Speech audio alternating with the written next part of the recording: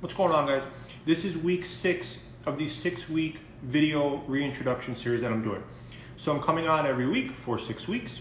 This is the finale. And I'm talking, there's that water bottle again. That happened in week 1, I think. I'm talking for 10 to 20 minutes about a different topic that I work with clients on.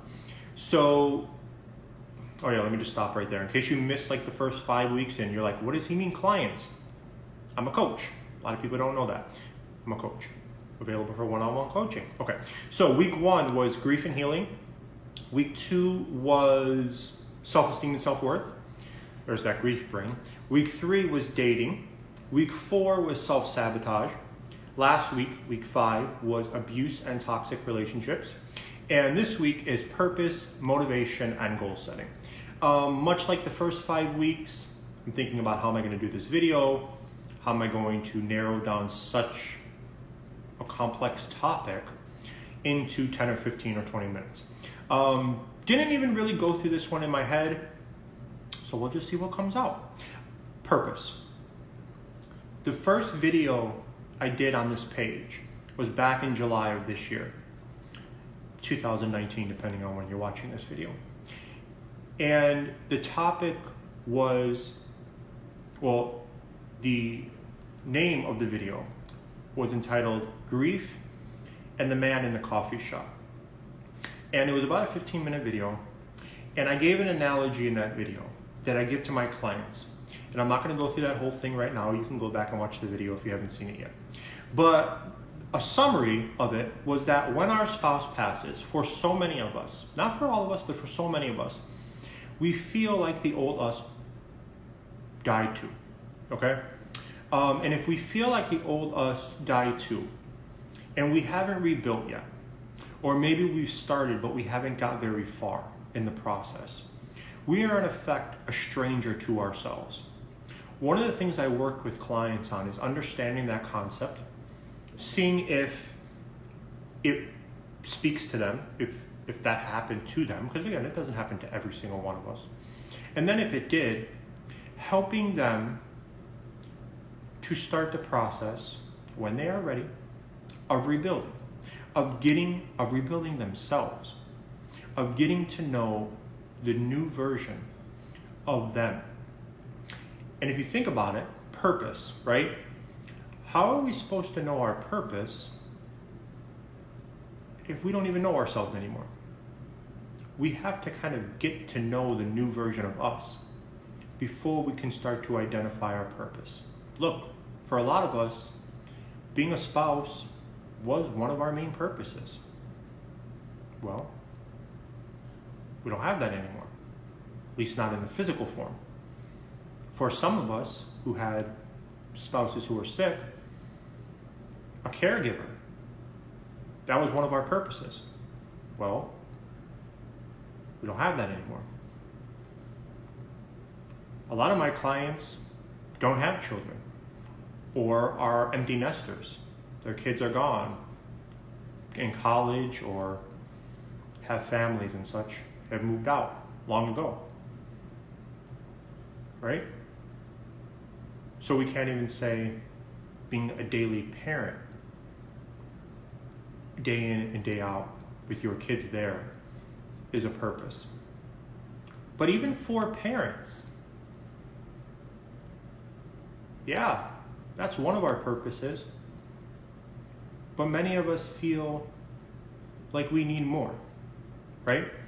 So we have to start the process at some point when we're ready of rebuilding ourselves, of getting to know the new version of us. And then once we do, we can start to identify different things that might turn into a purpose for us.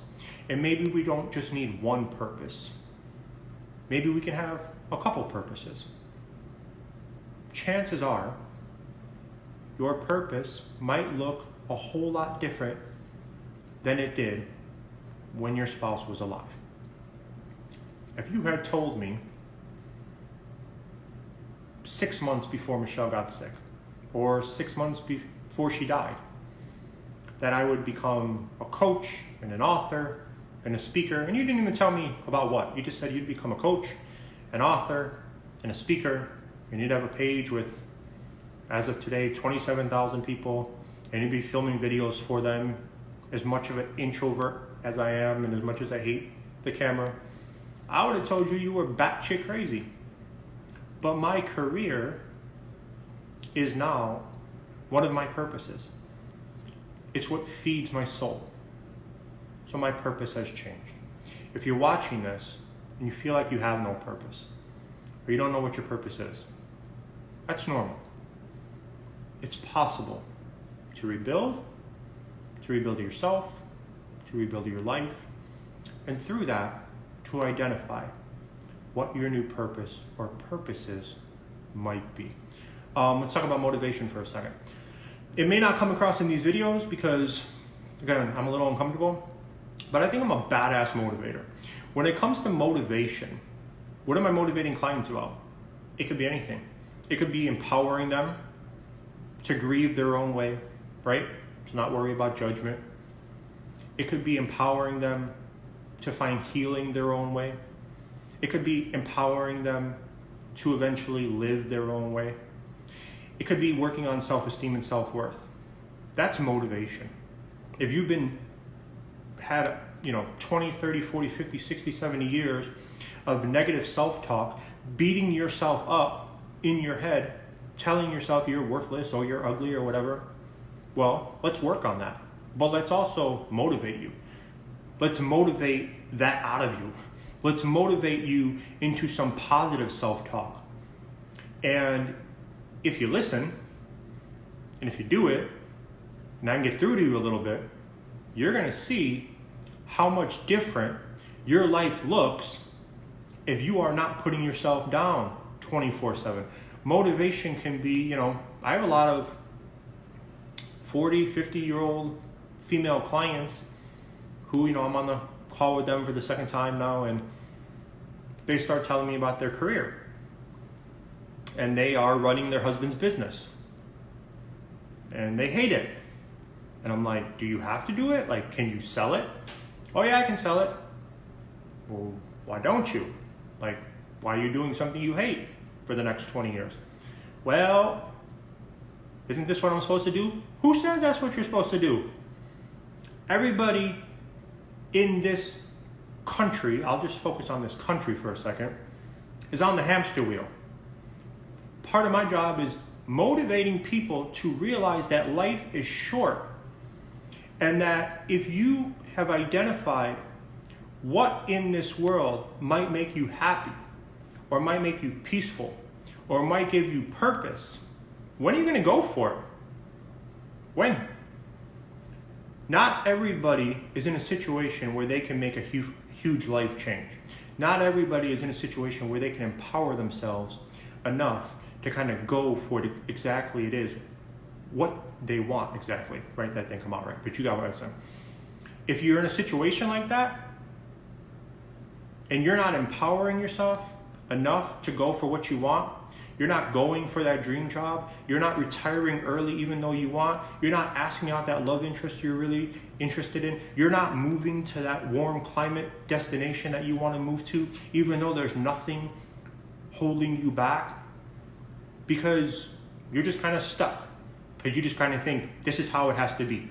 Motivation to start living the life that you want to live, to believe in yourself, to feel like after the hell you have walked, you should be making your own decisions and not letting other people make them for you, or not letting the fear of judgment prohibit you from making those decisions.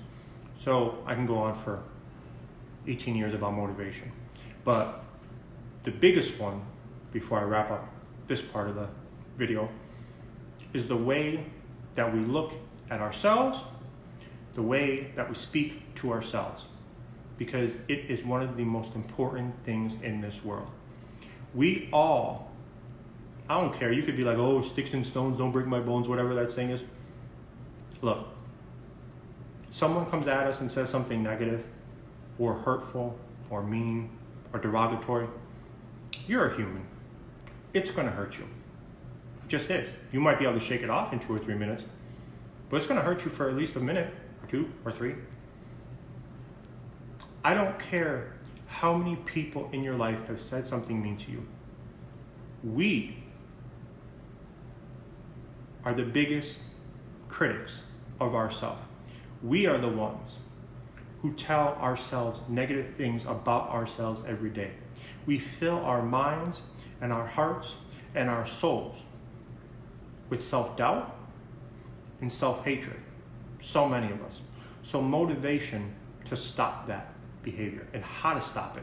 Not just a bunch of me, hoot and holler in here. How we work to actually stop that. Goal setting.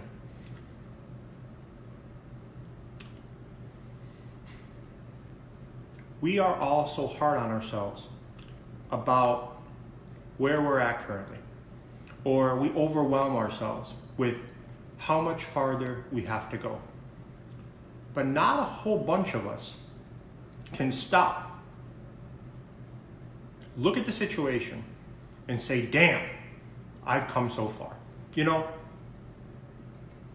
As much as an introvert as I am, as uncomfortable as it is currently still for me to be on these videos, I don't want a page with 27,000 people. I don't want a coaching career that's just successful. I believe in myself enough when I get on one-on-one coaching calls with clients or when I host a workshop. I believe in myself enough that I want millions of people to hear what I have to say. I want a much bigger audience than I have. Not because I want attention, because I actually don't like it, but because I want people to hear what I have to say. I want to be able to help people who know extreme pain. People who need to get the hell out of their own way. Here's my point in saying that. I often get discouraged. The writing and the coaching and the speaking is a full-time career for me. I still get discouraged. Should have more of this. Should have more followers. You should be doing more workshops. You should have did more videos. Blah, blah, blah, blah, blah. I have to stop myself and say, dude, chill out. Look at how far you have come.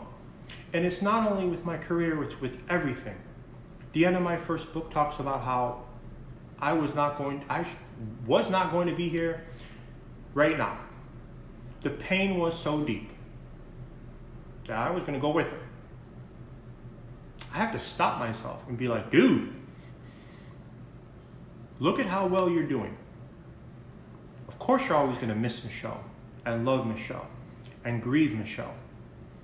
Yeah, rebuilding, it's hard. And you run into a lot of obstacles. But man, my life was a shit show while my wife was dying and after.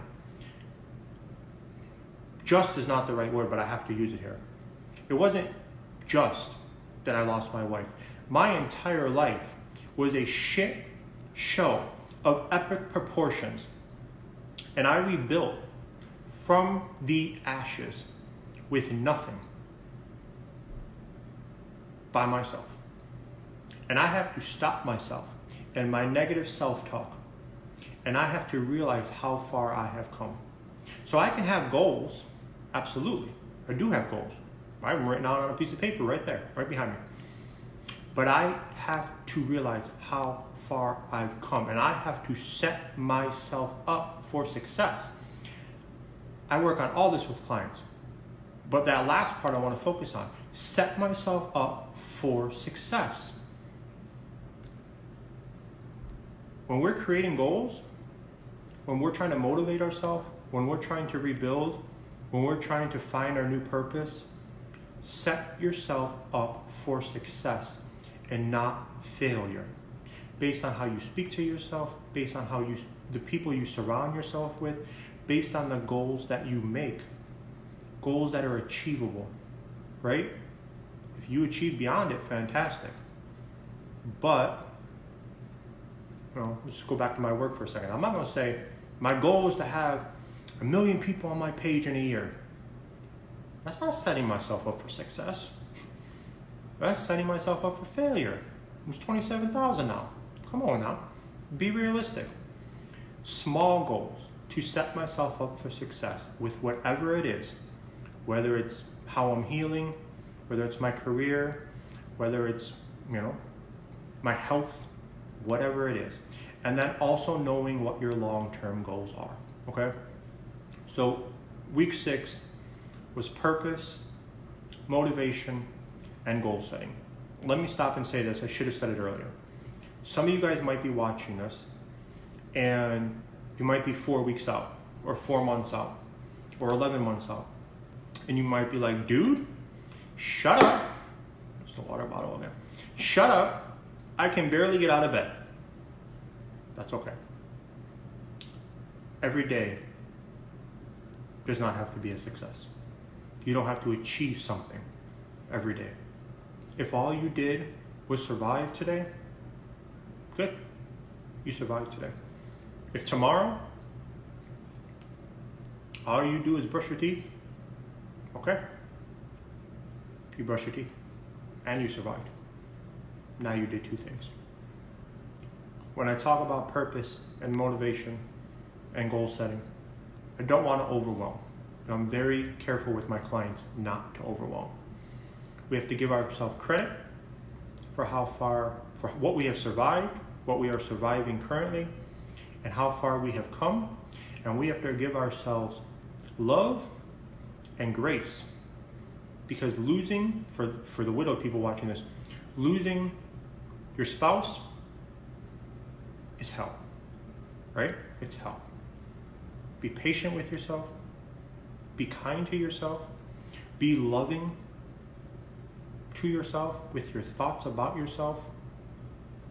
And then in time, when the time is right, start to rediscover the new you. Start to find your purpose.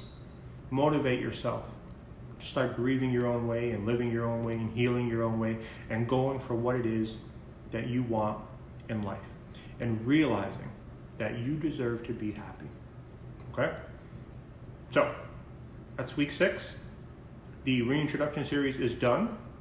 I'm happy. I'm going to film a new video shortly about what's to come with this page, what's to come with my coaching, all that type of stuff. So look for that. If you missed any of the 6 weeks, you can see them on this page, my Facebook page, and my YouTube page. If you didn't watch the evolution of